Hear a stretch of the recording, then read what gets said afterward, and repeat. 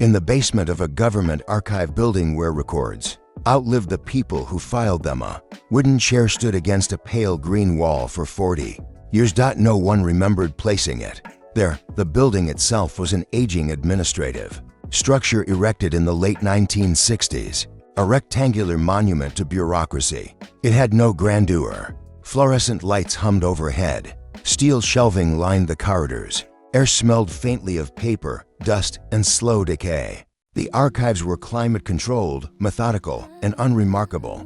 But in storage room B17, at the end of a narrow aisle, there was the chair. It was simple. For straight legs, slightly curved backrest, faded varnish, the kind of wooden chair you might find in a schoolroom or municipal office. It sat angled slightly toward the wall, as if someone had risen from it mid-thought and never returned. The earliest cleaning log referencing the room dated back 40 years. In it, a maintenance worker noted, "Chair present, no obstruction." The comment was routine. From then on, year after year, different custodians recorded similar notes. Chair in same position. No change. Dust cleared around legs. Chair undisturbed. Staff rotated. Archivists retired. Supervisors transferred. Renovations repainted the walls twice. The shelves were replaced. The filing system went from paper to digital indexing. Through all of it, the chair remained. No one sat in it. At least, no one admitted to it. The room storage room B17 was rarely accessed except to retrieve older documents. Its fluorescent lighting flickered occasionally, but electrical inspections found no fault. Temperature logs indicated consistent climate control to 1°C, stable humidity, perfect for preserving paper. And, as it would later seem, something else. Employees described the chair in passing, always with the same tone, mild curiosity, nothing more. It wasn't chained or marked. It didn't block anything. It simply occupied space, a fixed point in a room otherwise defined by catalog numbers and boxed files. A rumor once circulated among interns that the chair belonged to a former director who refused to remove it after a disagreement with city officials. Another story suggested it marked a hidden access panel in the floor. Neither explanation was confirmed. What was confirmed, meticulously, was its immobility. Cleaning logs kept both in paper binders and later digitized showed that the chair had not been relocated once in for decades. Janitors documented furniture movement when waxing floors. They noted chair adjustments when painting walls. Yet B17's chair remained listed as stationary. More strangely, during a minor renovation 15 years prior, crews painted around it. Rather than move it temporarily, they masked the legs and brushed the new coat of paint carefully along its outline. A photograph from the maintenance archive shows the room mid-renovation: ladders, drop cloths, buckets, and the chair, untouched, standing as if immune to disruption. The renovation in the building's 41st year. A comprehensive renovation was approved. Budget reallocations meant the archives would be modernized: new flooring, LED lighting, improved fire suppression systems. Storage room B17 was finally scheduled for full clearance. A crew arrived on a Monday morning. Shelves were emptied. Boxes were relocated. Dust filters hummed loudly as old flooring was prepped for replacement. And there it stood, the chair. One of the workers joked, "Guess it's finally time." Another replied, "Careful, it's older than all of us." The foreman instructed them to document everything before removal. Following standard procedure, photos were taken from multiple angles. The chair appeared exactly as described in decades of logs. No visible damage beyond surface wear. No cracks in the legs. No sag in the seat. They expected to find heavy dust beneath it. They did not. When two workers lifted the chair carefully, almost ceremonially, they froze. The floor beneath was pristine, not merely less dusty, perfectly preserved, while the surrounding linoleum tiles were dulled by 40 years of foot traffic and airborne particles. The square directly under the chair gleamed faintly, as if newly installed. No discoloration, no debris, no imprint of pressure. More unsettling still, the flooring beneath showed no compression marks from the chair legs. 40 years of static weight should have left subtle indentations. There were none. The chair had left no trace of having rested there at all. Closer examination supers halted the renovation temporarily. The anomaly, while not hazardous, required explanation. Structural engineers were called in to assess whether the flooring beneath the chair had been replaced at some point without documentation. Records showed no such replacement. Material analysis indicated the flooring under the chair was original, same batch, same age, same wear patterns except for one difference. It exhibited none of the microabrasions present elsewhere. Even more puzzling, the wood at the bottom of the chair legs appeared unchanged. Microscopic examination revealed minimal aging. The varnish at the contact points was intact. No scuffing, no flattening. It was as if the chair had been hovering imperceptibly above the floor. The suggestion was dismissed immediately as impossible. Engineers tested the chair for hidden supports, magnets, concealed wiring, anything that might explain an unseen suspension. Nothing was found. It was ordinary oak, solid and unmodified. Weight tests confirmed it weighed exactly what it should. One technician joked nervously, maybe it just never touched. No one laughed. Theories emerged quickly. One, environmental shielding perhaps. The chair's presence had blocked airflow in such a way that dust simply never accumulated beneath it. But airflow modeling showed no consistent pattern capable of creating such a precise, untouched square. Two, static pressure distribution. Maybe the weight had been distributed unusually evenly, preventing compression. Yet physics was unforgiving. Even slight mass over for decades should have produced measurable impact. Three, floor replacement error. Perhaps a single tile had been replaced and forgotten, but laboratory dating of material samples indicated uniform aging consistent with the rest of the room. 4, human interferencism could have lifted the chair periodically, cleaned underneath, and placed it back exactly in position. Yet no cleaning logs ever recorded such action. Surveillance cameras installed 10 years prior showed no unauthorized movement. Earlier decades relied solely on logs, but consistency across staff rotations made coordinated concealment unlikely. The most disturbing conclusion was not supernatural, it was absence. There was no evidence the chair had ever exerted force on the floor. The psychological element would spread quietly among archive staff. Unlike sensational stories, this one felt subtle and intimate. The chair had been there during every career transition, every policy change. It had watched silently as generations of clerks came and went. Employees began to recall strange details. One archivist remembered trying to sit in it years ago, but hesitating without knowing why. Another said the chair always looked slightly out of focus when viewed from across the room, though photographs showed it clearly. A retired janitor was contacted. He insisted he had once attempted to move it during a deep clean, but changed his mind mid-action, unable to explain why. He had no memory of resistance, only a sudden certainty that it should remain where it was. Psychologists reviewing the case suggested subtle suggestion effects. Once something is perceived as permanent, people unconsciously preserve it, but that did not explain the physical anomaly beneath. Removal. Despite the mystery, the renovation had to continue. The chair was relocated to a storage container for further study. Within days, something else occurred. Dust began accumulating on the once pristine square of floor where the chair had stood. Normal patterns resumed. Foot traffic dulled the surface gradually. The anomaly ceased. Meanwhile, in the container, technicians placed the chair on a pressure-sensitive platform to measure weight distribution over time. That the sensors recorded something unexpected. Intermittently, briefly, unpredictably, the measured weight dropped by a fraction of a kilogram. Not enough to suggest lifting, but enough to imply fluctuation. Then it returned to baseline. Equipment was recalibrated. The fluctuations persisted. Aging that wasn't further. Analysis of the wood revealed another oddity. Its cellular structure showed less degradation than would exposed to similar conditions. For decades should. It was not new. Growth rings confirmed its age. Yet microscopic breakdown was minimal. The areas of the legs that supposedly bore weight showed no compression stress.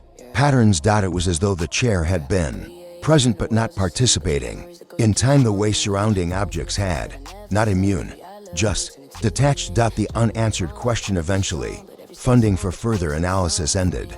The anomaly was filed as an unresolved irregularity.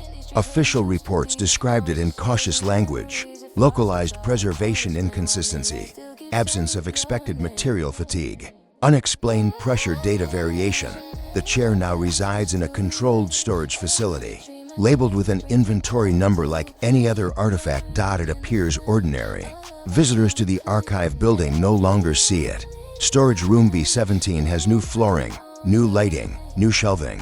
There is no sign that anything unusual once stood in the corner. Except in photographs and in logs. 40 years of documentation confirming immobility. 40 years of presence without impact. What remains the most unsettling aspect of the chair is not that it left no mark. It is that everything around it did. Paint peeled, floors wore down, staff aged, records yellowed. The building evolved. The chair did not. It occupied space without imprinting upon it. If objects define their existence by the traces they leave, the scratches, dents, compression marks, then this chair defied that principle. It was there, undeniably, seen, catalogued, recorded, yet it had not pressed into the world beneath it. Some have speculated quietly that perhaps the chair was not meant to be sat upon, nor moved, nor even fully understood. Perhaps it functioned as a fixed reference point, a silent constant in a building devoted to preserving history. Or perhaps the more unsettling possibility is true, that for 40 years, a wooden chair stood in a government archive building and never quite touched the ground. For 22 years, in a modest administrative building on the edge of a quiet business district, something precise and inexplicable occurred. Every employee clocked out at exactly for 17 p.m., not for 16, not for 18, for 17. Payroll records confirmed it with mechanical indifference. Digital timestamps stretching back more than 2 decades showed the same pattern repeated thousands of times, on Mondays and Fridays, in winter and summer, before holidays and after layoffs, through management changes, system upgrades, and policy revisions. Every day ended at for 17 p.m. There was no official mandate, no memo, no executive order, and when asked why, former employees gave the same answer: that's when the day ended. The building the building itself was unremarkable: 3 stories of beige concrete and tinted windows, constructed in the early 1980s. It housed a mid-level administrative department responsible for document processing, municipal compliance reports, and internal audits. Nothing high-profile, nothing sensitive. The lobby had gray tile floors and artificial plants. The second floor contained rows of cubicles arranged in neat grids, beneath humming fluorescent panels. A break room sat near the east stairwell, equipped with a coffee machine that worked only intermittently. The official work schedule, according to archived HR documents, stated business hours as 8:30 a.m. to 4:30 p.m., yet no employee, not once in 22 years, clocked out at 4:30. Instead, at precisely 4:17 p.m., the timekeeping system registered a synchronized exodus. At first glance, it appeared coordinated like an internal culture quirk, but deeper examination complicated that assumption. The Records payroll software, upgraded twice over the building's operational lifetime, maintained meticulous digital logs. Analysts reviewing the data expected to find small deviations. Someone leaving at 4:15 for an appointment, someone staying until 4:32 to finish. Paperwork. There were none. The timestamp column was monotonous: 16 hours 17 minutes and 2 seconds, 16 hours 17 minutes and 1 second, 16 hours 17 minutes and 3 seconds, 16 hours 17 minutes and 0 seconds. Seconds varied slightly, but the minute never changed. Even during severe weather events, snowstorms that delayed morning arrivals, the closing time remained fixed. On days when power briefly flickered, the system rebooted, and still employees logged out at 4:17. Over 22 years, not a single recorded for 16 or for 18 departure existed. Statisticians were consulted. Human behavior does not produce such uniformity. Even disciplined organizations exhibit natural variance. This was something else. Interviews. When the department dissolved due to budget restructuring, the building was vacated. Years later, investigative researchers contacted former employees to understand the anomaly. Responses were consistent. At 4:17, it was just time. We didn't question it. That's when the workday ended. When pressed why for 17, most struggled to elaborate. It felt right. It was the signal. What signal? A pause at the end. Some recalled glancing at the wall clock around for 15 and feeling an anticipatory stillness. Conversation would taper. Typing slowed. Phones grew quiet. At for 17 exactly. Chairs rolled back. Computers shut down. ID cards swiped. No announcement was made. No bell rang. It simply happened. The origin question early management records from the department's founding years were examined. The first payroll logs showed something slightly different. Scattered departures between 4:25 and 4:35 p.m. Then, abruptly during the third operational year, the pattern changed. From that date forward, for 17 p.m., there was no policy revision documented that week, no structural reorganization, no major incident. One archived email from that period mentioned a clock recalibration, but provided no further detail. Facilities maintenance logs from the same month indicated the installation of a new analog wall clock in the main operations room. After that, the for 17 pattern began and never ceased. The clock asterisk. The building now sits empty. Dust coats the desks. Carpet fibers have flattened with time. Sunlight filters weakly through tinted windows. And on the second floor, mounted above what was once the central filing area, hangs the wall clock. Its hands are frozen at for 17. Maintenance reports indicate that when the building was vacated, electricity was cut. The clock, battery powered, should have stopped at a random time once its charge depleted. Yet it remains fixed at for 17. Technicians who briefly reactivated power during inspection noted something strange. When fresh batteries were inserted, the clock ticked normally until it reached for 17. At that moment, the second hand hesitated. Then stopped. Repeated tests yielded the same result. Remove battery. Reinsert. The clock advances from 12 o'clock to for 17, then freezes. The mechanism was replaced entirely with a new internal assembly. It froze at for 17. The casing was swapped. The wall anchor was changed. Still, for 17. Eventually, investigators removed the clock from the wall entirely. On a workbench disconnected from the building, it functioned normally. When remounted in its original position, it stopped again at for 17. No electromagnetic interference was detected.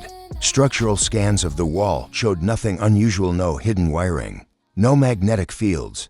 The clock remains mounted there today. Frozen. Environmental analysis. Skeptics proposed subtle environmental cues. Perhaps natural light entering through west-facing windows hit a particular intensity at for 17 p.m., signaling subconscious closure. Astronomical modeling disproved consistency. Seasonal shifts would alter such timing significantly. Acoustic triggers were tested. Could a fixed system cycle at that minute? No consistent mechanical activation matched the time. Air pressure, temperature, electromagnetic readings, none fluctuated meaningfully at for 17. Yet former employees described something intangible. 1 second it was afternoon. The next, it wasn't. Some described a faint settling sensation, like a building exhaling. Others reported a subtle hum fading. No audio recordings from the era captured anything conclusive. The psychological angle. Behavioral scientists examined the case as an example of emergent collective conditioning. Perhaps early employees began leaving it for 17 arbitrarily, and over time, new hires adopted the norm without questioning it. But that theory failed to account for the absolute precision. Even cultural habits degrade slightly. People are late. People forget. For 22 years, no one deviated. Not even once. Time card tampering was considered. Could the system have auto-rounded departures to for 17? Software audits showed no such configuration. Manual override logs were empty. The pattern extended across to entirely different payroll platforms, even contractors working temporarily in the office during its later years clocked out at for 17, though their agencies had separate systems. When interviewed, one contractor said, "Everyone stood up at for 17. I did too." Why? That's when the day ended. The last day, the department's final operational day, was documented carefully. Employees packed boxes, shut down servers, and archived digital files. Interviews were conducted that afternoon regarding transition plans. At for 16 p.m. Several staff members were mid-conversation. At for 17 p.m. The conversation stopped. Chairs rolled back. Badge swipes registered. The final timestamp in the system, 16:17:04 for no. One remained past for 18.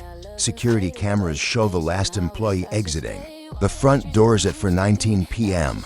The building was locked. It has remained largely unused since. Aftermath. Urban explorers who have entered the abandoned structure describe an unusual stillness in the late afternoon. Some claim that at precisely for 17 p.m. the air feels heavier. Not colder. Not warmer. Just paused. No mechanical systems operate. No lighting cycles. Yet those inside sometimes report a subtle sensation of conclusion, as though something has ended. No visible event accompanies it. Only stillness. The unanswered minute time is typically fluid in human spaces. Meetings run long. Deadlines blur. Schedules slip. But for 22 years, inside that office, time stopped caring about flexibility. The day did not end at the official hour. It ended at for 17 p.m. No policy required it. No authority enforced it. No one remembers deciding it. And now the building stands empty, windows dark, desks hollow. On the wall of the second floor, the clock remains. Its hands fixed, waiting. If you enter the building in the late afternoon and stand beneath that clock, you might notice nothing at all. Or you might feel it, a faint anticipation as the minute approaches. And if you stay long enough, if you watch carefully, you will see that the hands do not move. Because in that office, the day is still ending. At for 17 p.m. At the far end of Alder Row, a quiet residential street lined with identical brick houses and carefully trimmed hedges, stands a single iron lamp post that behaves unlike any other. It does not flicker. It does not dim. It does not fail. But once a year, on January 12th at exactly 2:03 a.m., it emits a faint buzzing sound for precisely 6 minutes. No more. No less. Then it falls silent for another 360 for days. The phenomenon has continued for decades. And the residents no longer report it. It's easier not to ask. The street * Alder Row looks like any other suburban lane built in the late 1970s. 24 houses sit in tidy symmetry, each with a driveway, a patch of lawn, and a mailbox that has seen better years. The road curves gently before ending in a cul-de-sac bordered by a narrow strip of woods. The lamp post stands near the bend, positioned between houses 14 and 16. During the day, it appears unremarkable, standard municipal issue. Black painted steel, modest lantern head. At night, it casts a steady cone of amber light over cracked pavement and a section of sidewalk worn smooth by decades of routine. Children once played beneath it. Teenagers once gathered there after dark. Delivery drivers still pause briefly under its glow to confirm addresses. But no one lingers near it on January 12th, not at 2:03 a.m. The first report, earliest documented complaint, dates back 38 years. A resident named Harold Winthrop called the municipal utility department, describing an electrical vibration coming from the streetlight outside his bedroom window. He reported the sound began abruptly at 2:03 a.m. and ceased at 2:09 a.m. Technicians inspected the lamp the following morning. They found nothing unusual, no loose wiring, no faulty ballast, no signs of overheating. The bulb was replaced as a precaution. The next year, on January 12th at 2:03 a.m., the buzzing returned for exactly 6 minutes. Again, inspections revealed nothing. The phenomenon might have remained an isolated curiosity if not for its precision. Residents began setting clocks by it. The pattern over time, more neighbors noticed the sound. It was not loud, barely more than a low electrical hum, but in the stillness of a winter night, it was unmistakable. The buzzing began at precisely 2:03 a.m., not 2:02, not 2:04, always 2:03, and it ended at 2:09 a.m. Sharp. 6 minutes. Utility companies replaced components multiple times over the years. The bulb was swapped for newer models, incandescent halogen LED. The entire lamp head was replaced twice. Eventually, even the internal wiring of the post was redone. The buzzing persisted.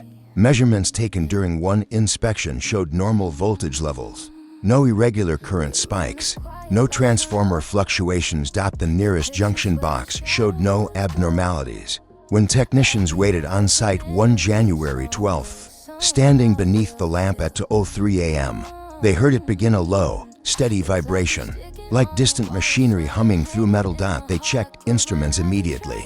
No measurable anomaly. At 2:09 a.m., the sound stopped. Cleanly. No fading. No tapering. It simply ceased. Environmental explanation: some suggested temperature shifts. January nights are cold and metal contracts. Perhaps at precisely that hour, conditions align to create resonance within the post. Meteorological data disproved that theory. Temperatures varied widely year to year, some winters mild, others frigid. Wind conditions differed. Humidity fluctuated. The buzzing did not. Others speculated about underground infrastructure. Maybe a water main, gas line, or electrical conduit beneath the street vibrated annually due to maintenance cycles. Records showed no scheduled activity on January 12th, no automated flushing systems, no timed pressure releases. Even during years when the neighborhood experienced power outages in early January, the buzzing occurred. In one notable instance, a storm had knocked out electricity across the entire block. The streetlights were dark. At 2:03 a.m. on January 12th, despite the outage, the lamp post emitted the buzzing sound. It did not illuminate, but it buzzed for 6 minutes. The silence of the residents in the first decade. Residents called the utility department regularly. Reports were logged, inspected, dismissed. By the second decade, calls dwindled. By the third, they stopped entirely. When new families moved into Alder Row, older neighbors sometimes mentioned it casually. You'll hear it once a year. What? The light. And that was usually the end of the conversation. Some newcomers attempted to record the sound. Audio devices captured a faint vibration, though analysis revealed no frequency outside normal environmental noise ranges. Still, the timing was undeniable. Exactly 6 minutes. Every January 12th to 03 to 09 a.m. No drift. No variation. The incident tone year. A university research team requested permission to monitor the lamp post overnight. Curious about its precision, they installed vibration sensors, electromagnetic detectors, and thermal cameras. At 2:02 a.m., nothing unusual registered. At 2:03 a.m., the buzzing began. Instruments showed no mechanical vibration strong enough to account for the sound. No electromagnetic spike, no thermal change, yet the microphones captured it clearly. A sustained hum. Low. Steady. Unwavering. At 2:09 a.m., it stopped. The researchers reviewed the data repeatedly.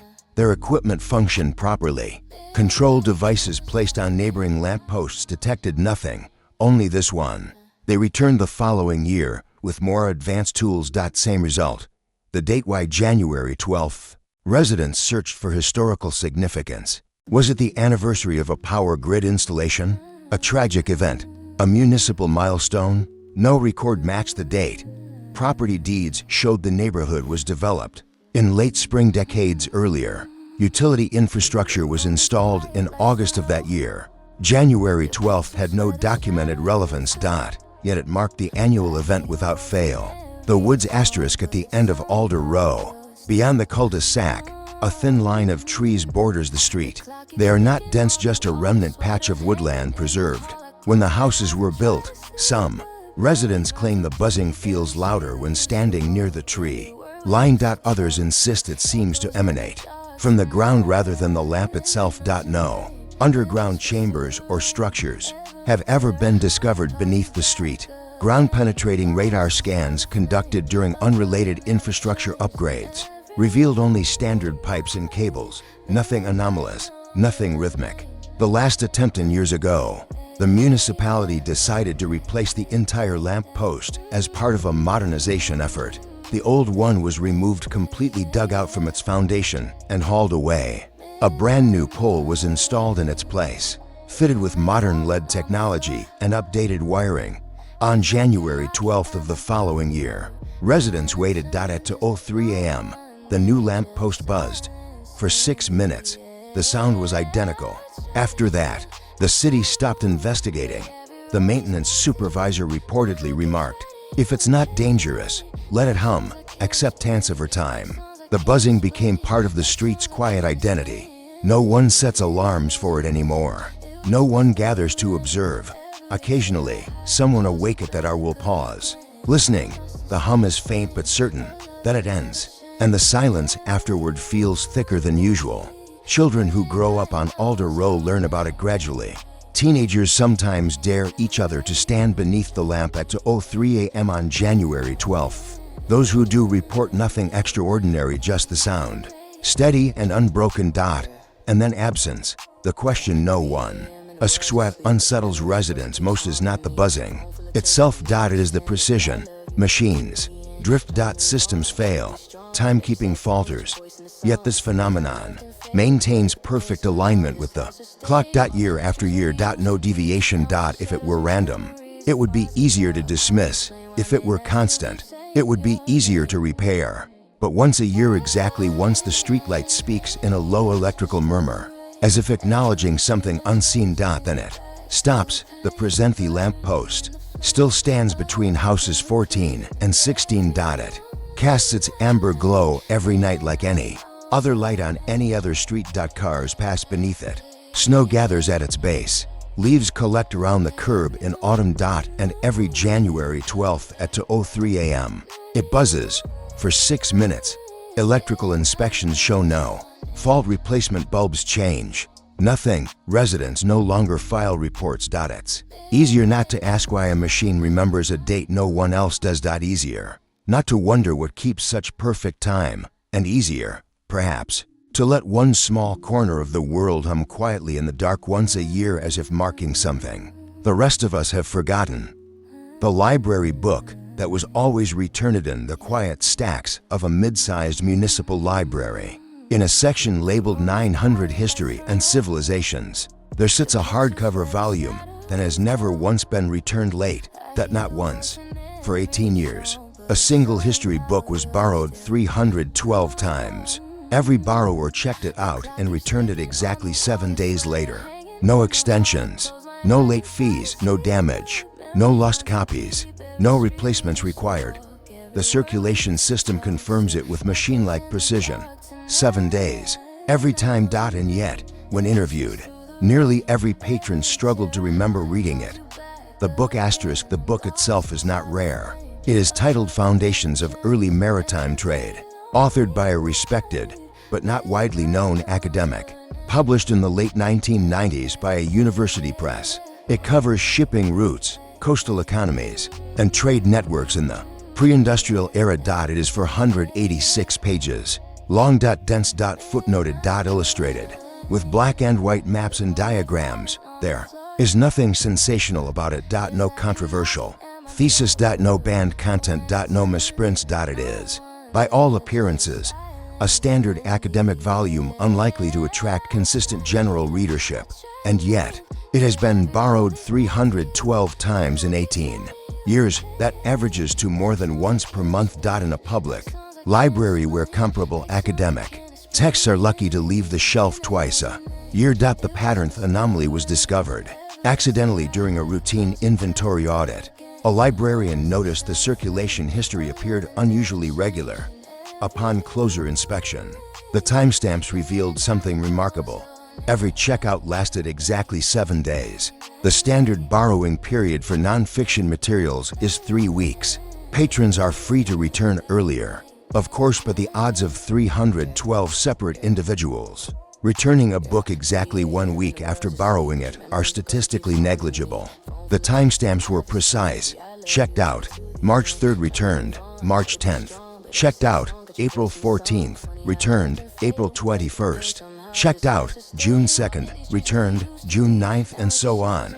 Across years, across seasons, across different borrowers. Never 6 days, never. 8.7. The Borough Administration began contacting former patrons, listed in the checkout history. Many were surprised to learn they had borrowed the book at all. "I did," one former borrower responded. "I don't remember that title." Another said, "Maritime Trade? That's not even my area of interest. A third insisted she had never read it, though the digital record showed her library card checked it out and returned it promptly. When asked if they remembered anything about the book's contents, most hesitated.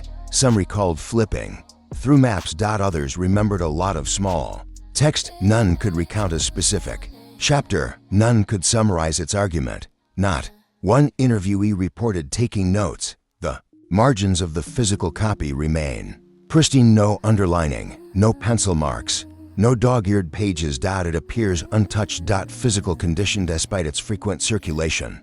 The book shows minimal wear. The spine is intact, pages lie flat. There's no noticeable creasing in heavily footnoted sections. The checkout card pocket inside the back cover, once used before digitization, contains a long list of date stamps, each exactly 7 days apart. Archivists examine the book for subtle signs of handling, oil transfer, microscopic page warping, pressure marks from prolonged reading.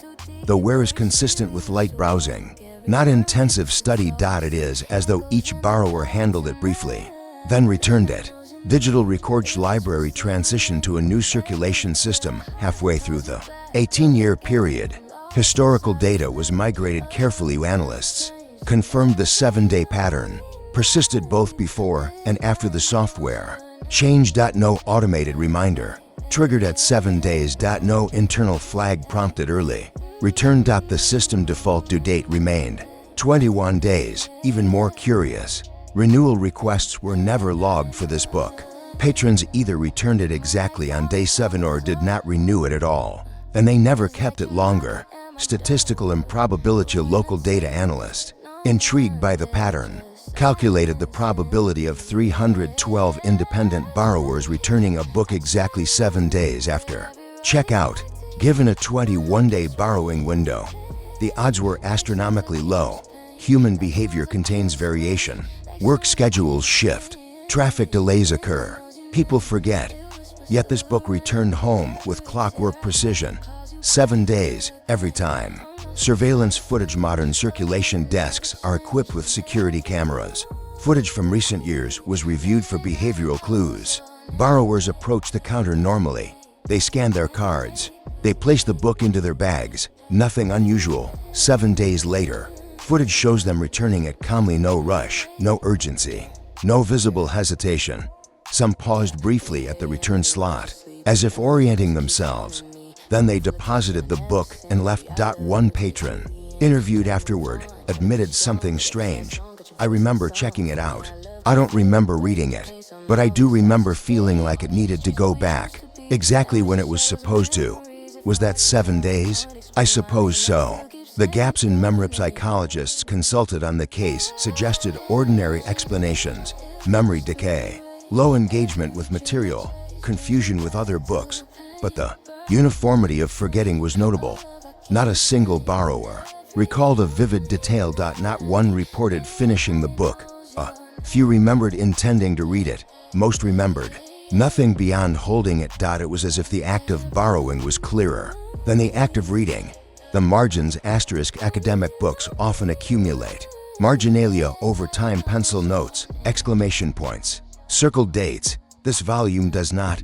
Every margin is blank. Even in sections dense with debate and interpretation, there are no pressed flowers, no forgotten bookmarks, no stray receipts. Inside the back cover, librarians once inserted a slip reminding borrowers of late fees. It has never been triggered for this book. The continuation at unsettled staff. Most was not the history but the present. Even after the anomaly was noticed, the pattern continued. Borrower number 313 checked it out in early spring, returned 7 days later. Borrower number 314 followed. 7 days. Staff considered removing the book from circulation for observation. When temporarily held in the back office, a patron inquired about it by title. Not a frequent library user, no apparent academic interest in maritime trade. He checked it out, returned it 7 days later. When asked what drew him to it, he said, "I'm not sure. I saw it and thought I should read it. Did you?"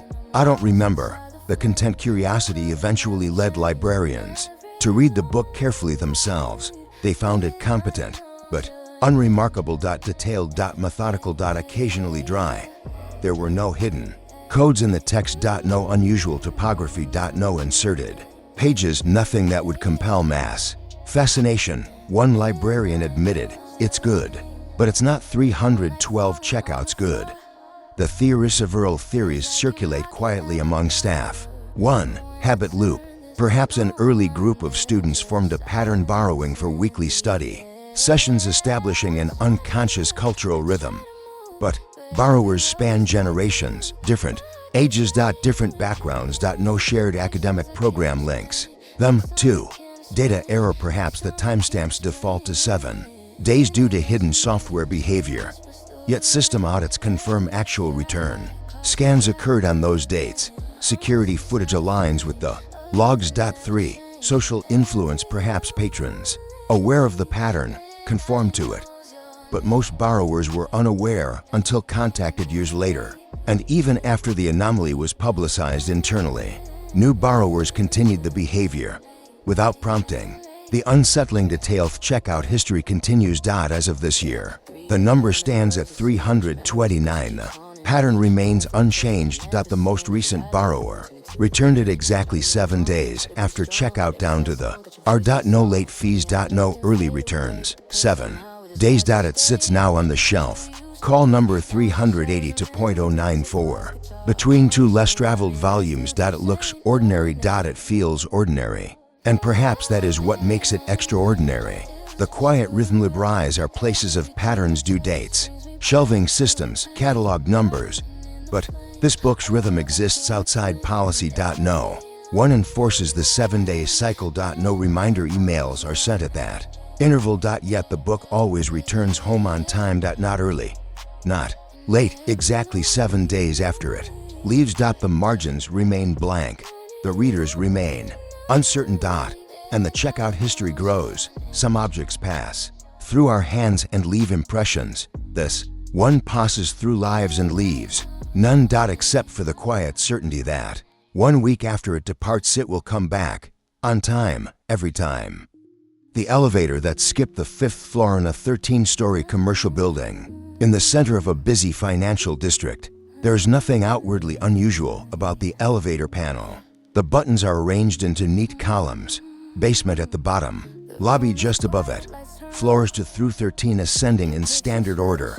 And there, between 4 and 6, sits the button labeled 5. It lights up when pressed. It registers the selection. It behaves exactly as it should. Except for one thing, the elevator has never stopped there. Not once. The building the building was constructed in the early 1990s. Glass exterior, steel frame, polished lobby floors, and mirrored elevator interiors typical of the era. Law firms occupy the upper levels. Accounting offices fill the middle floors. A marketing agency leases space on the 3rd, the 5th floor. According to the building directory in the lobby, houses 3 tenants, a consulting firm, a small tech startup. An archival records company floor is listed. The directory is updated annually. Mail is delivered there daily. And yet, security footage spanning over 2 decades has never once shown the elevator doors opening on level 5. The discovery anomaly was discovered during a routine modernization review of the building's security system. Management was archiving old digital footage when a technician noticed something peculiar. The camera feed inside elevator A showed doors opening and closing on every floor except one. They checked elevator B. Same pattern, every floor documented, except 5. Footage spanning nearly 25 years showed no recorded instance of the doors opening on level 5. At first, they assumed missing footage, but timestamps were continuous, no gaps, no corruption. The elevators simply never stopped there. The buttons were interviewed. "Yes, I press 5 all the time," one consultant insisted. "It lights up. And does it take you there?" "Yes, how it just does." Pressed for details. She hesitated. "I get on. I press 5. It arrives. Do you remember the doors opening?" A pause. "I must." No one could describe the moment clearly. They remembered stepping into the elevator. They remembered stepping out onto the 5th floor hallway, but none could distinctly recall the transition. It was as if memory skipped over the stop. Maintenance records elevator technicians were called in to inspect the system. They found no mechanical malfunction. The control panel registered calls to the 5th floor. The elevator control logic acknowledged floor 5 is active and accessible. In test runs, engineers pressed the button repeatedly while monitoring internal diagnostics. The system confirmed stopping at floor 5, but security footage showed the cab passing from floor 4 directly to floor 6 without the doors opening. Engineers stood inside during a test. They pressed 5. The digital floor indicator changed from 4 to 5. There was a faint deceleration, then acceleration again when the doors opened. The indicator read 6. They insisted the elevator had stopped, yet the camera inside the cab showed no door movement at level 5. The doors remained closed. The cab never appeared to halt. The floor itself *. Investigators took the stairs to the 5th floor. It existed. The hallway lights functioned normally. Offices lined both sides. Carpet showed signs of foot traffic. Conference rooms were furnished. Desks were occupied. Employees worked there. Phones rang. Printers hummed. Everything appeared entirely ordinary. When asked how they reached their offices, tenants responded uniformly, the elevator. Which one? Either. Do you ever use the stairs? Sometimes, but usually the elevator. Yet no footage showed them exiting onto 5. Camera angles covered the elevator lobbies on every floor. On levels 4 and 6, tenants were seen entering and exiting clearly. On level 5, the hallway camera outside the elevator doors captured no openings. The doors never parted. And yet, people walked the corridor daily. The mailroom clue mail delivery logs added another layer. The courier scanned packages as delivered to level 5, suite 502. The timestamped log corresponded with entry badge data showing him entering the building and accessing upper floors, but security footage showed him stepping out on floor 4, then later on 6. Never 5. When confronted, the courier frowned. I deliver to 5 every weekday. How do you get there? Elevator. Do you remember the doors opening? A long silence. Not specifically. Attempts to force the stop. Management tried to isolate the anomaly. They temporarily deactivated floor 6, forcing the elevator to stop at 5 if selected. Engineers pressed 5. The elevator moved from 4. Indicator 5. The cab slowed. The indicator flickered briefly, then displayed for again. The doors opened back on 4. They tried ascending from 3. Indicator 4. Then 5. Then 6. Doors opened on 6. No stop at 5. Yet stairwell inspections confirmed employees moving between floors normally. The 5th floor remained fully functional. The security paradox. Reviewing footage frame by frame, analysts noticed something unsettling. When the elevator indicator inside the cab displayed 5, there was a faint distortion in the video feed, barely perceptible. A single frame glitch, not static. Not corruption, just a momentary blur. Then the feed resumed.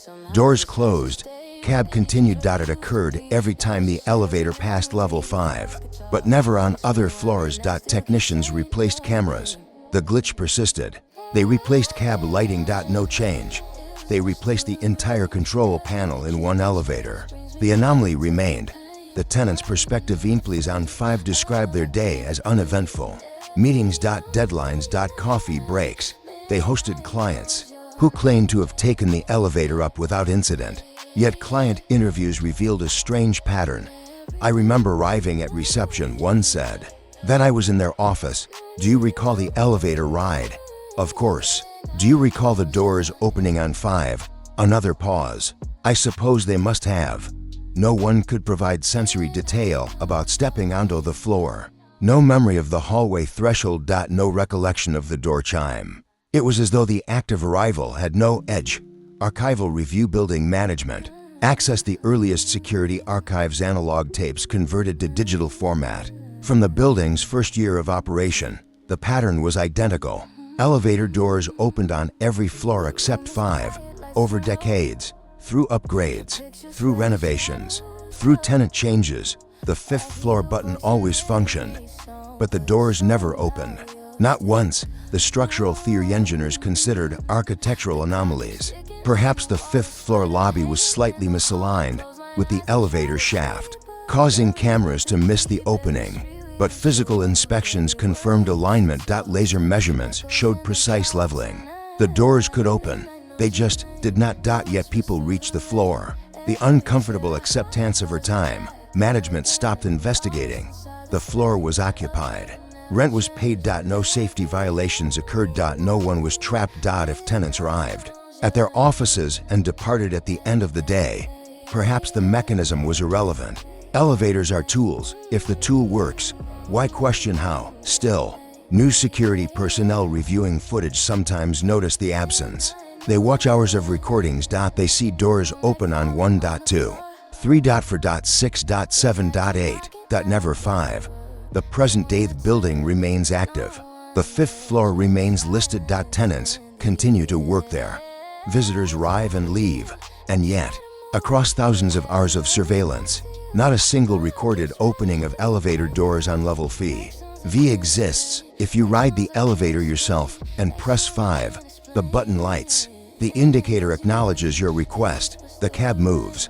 You feel a subtle shift, perhaps a brief deceleration. Then the doors open, and you step out onto the fifth floor. Or so you believe. Security footage will show otherwise. It will show the elevator passing from 4 to 6 without pause. No door movement. No opening. No exit. The floor remains occupied. The button remains functional.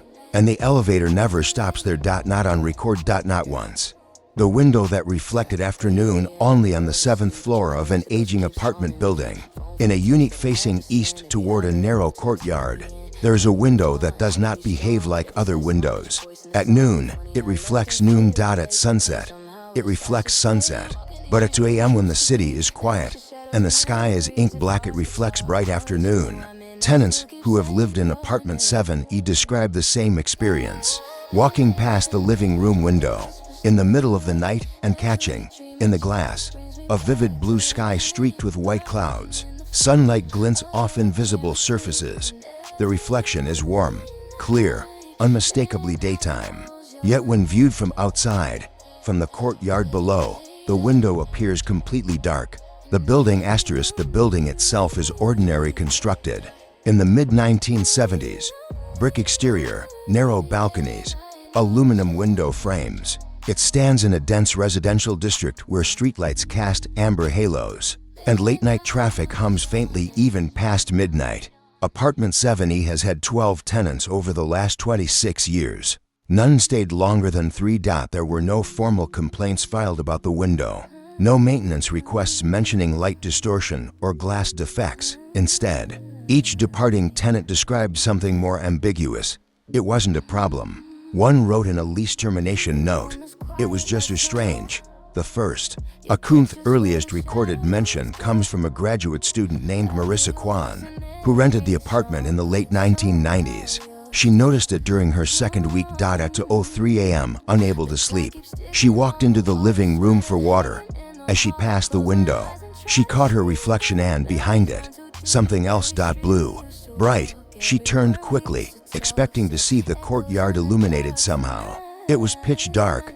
She turned back toward the glass. The reflection showed blue sky, afternoon sun, wisps of white cloud drifting lazily. She stepped closer. The scene in the reflection did not correspond to the courtyard's geometry. The angle was wrong. The sunlight appeared to fall from the west, though the building faced east. When she switched on the interior lights, the reflection vanished. When she switched them off again, it returned. Marissa initially assumed exhaustion or optical illusion. She did not report it, but she remembered it. The pattern over the years. Tenants described similar experiences. Always late at night, usually between 1:30 and 3 a.m. The reflection in the window displayed what could only be described as a clear, afternoon sky blue, luminous, with the warm tone of midday light. It never showed sunrise hues, never sunset oranges, never storm clouds. Always afternoon. Some tenants claimed to see faint outlines of buildings in the reflection structures that did not match the courtyard below. Others saw only sky. No one reported seeing people. From outside, curious neighbors were asked to observe the window from the courtyard at 2 a.m. They reported nothing unusual. the glass appeared dark, reflecting only the dim courtyard lights and shadowed brick walls. No glow. No blue tint. No visible anomaly. Photographs taken from outside confirmed this, but photographs taken from inside told a different story. The photographs *1 tenant, an amateur photographer named Luis Herrera, attempted to document the phenomenon. At 1:58 a.m., he positioned a tripod facing the window. The room lights were off. At exactly 2 a.m., the reflection began to brighten. His long exposure images captured it clearly in the glass. A vivid blue sky with sunlight streaming from an angle inconsistent with the building's orientation. The courtyard beyond remained dark. He took multiple shots over 15 minutes.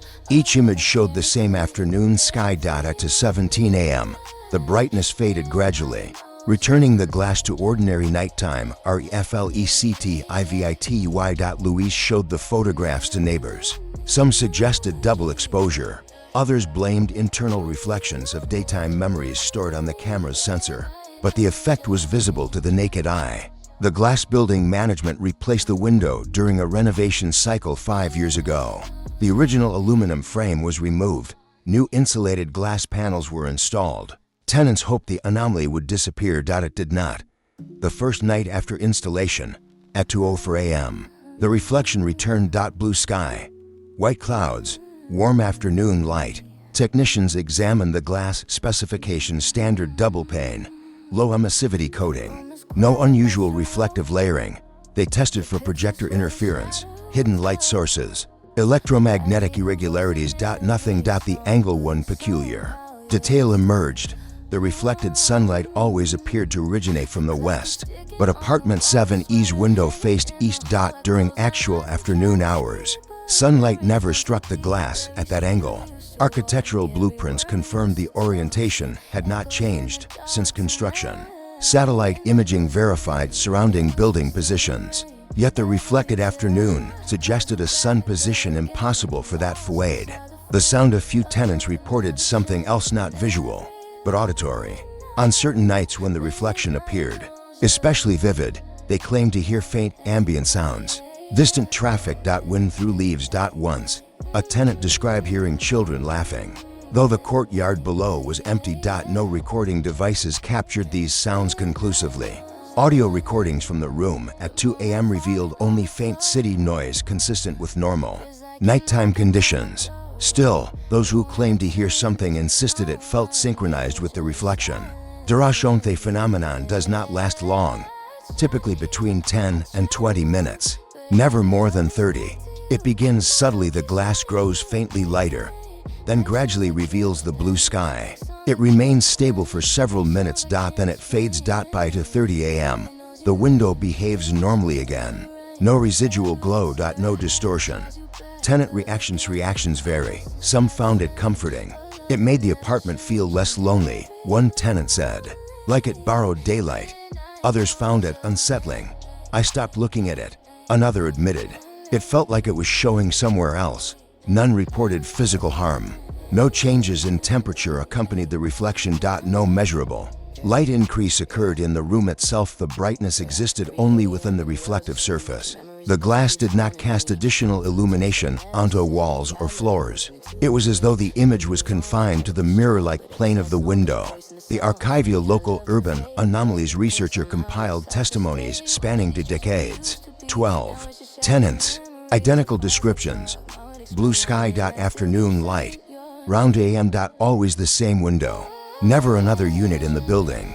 Other apartments on the 7th floor show no unusual reflections. Even the neighboring unit, 7F, shares the same structural orientation, yet its window behaves normally. A controlled test. Years ago, researchers conducted a controlled overnight study.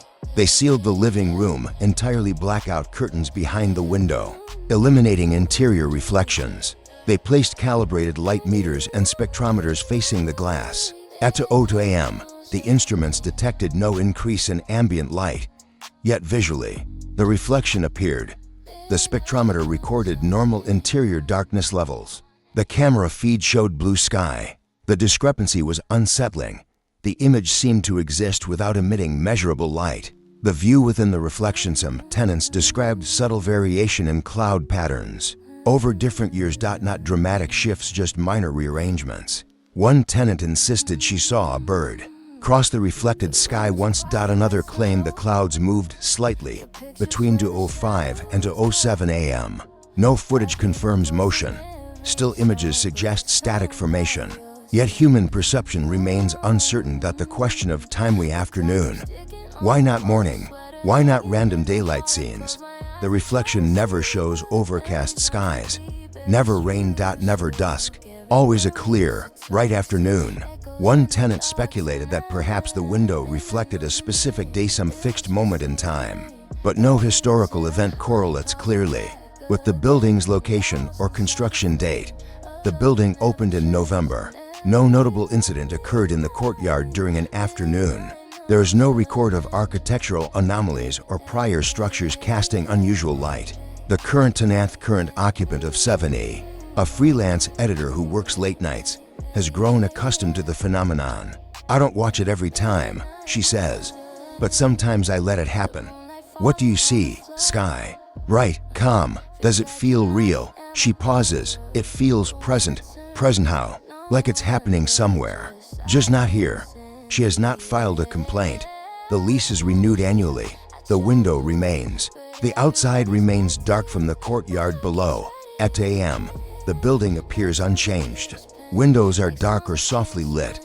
The 7th floor pane of apartment 7E reflects only shadow and brick. No blue. No brightness. No indication that, from within, the glass holds an afternoon sky. The unanswered reflection windows are meant to show the world outside. Mirrors are meant to show what stands before them. This window does neither correctly. At night, when it should mirror darkness, it reflects light. Not artificial. Not internal, but something convincingly like an afternoon that exists elsewhere. It does not illuminate the room. It does not alter the temperature. It leaves no trace by morning. Yet those who have seen it agree on one detail. It is unmistakably daytime. At 2 a.m. And when dawn finally arrives for real, the reflection is gone. The sky outside may be gray, overcast, or raining, but the window waits until the following night to reveal its borrowed afternoon again. Only from within, only briefly, and only in that one apartment, 7 floors above a courtyard that never sees the sun at 2 o'clock in the morning.